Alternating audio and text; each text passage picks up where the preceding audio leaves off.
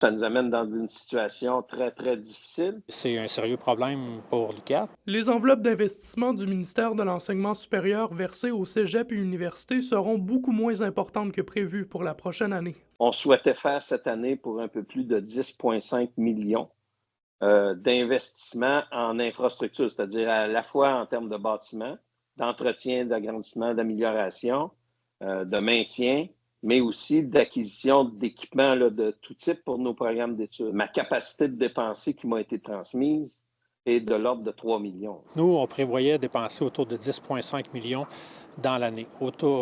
Globalement, c'est 16 millions de contrats de construction, rénovation qu'on faisait, mais financés par le ministère, c'est 10,5 millions.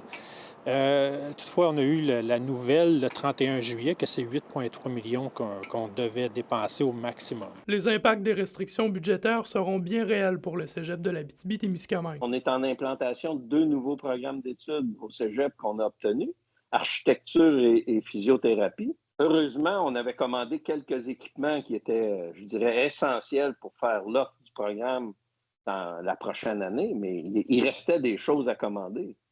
Là, je ne peux plus les commander. Le vice-recteur aux ressources de l'UQAT, Luc Boisvert, assure que la mesure ministérielle n'aura pas d'impact direct sur les étudiants. On va réussir à ce que ça n'affecte pas les étudiants, notamment les projets qui vont être repoussés, c'est le projet de rénovation des toitures.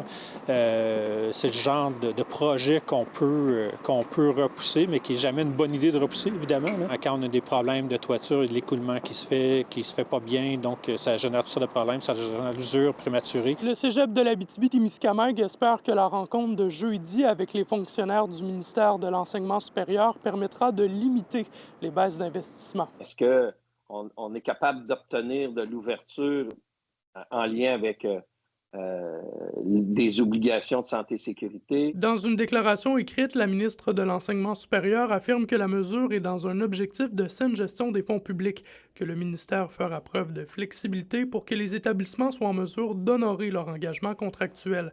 Elle ajoute que le ministère est à pied d'œuvre pour soutenir les réseaux dans cette période de transition.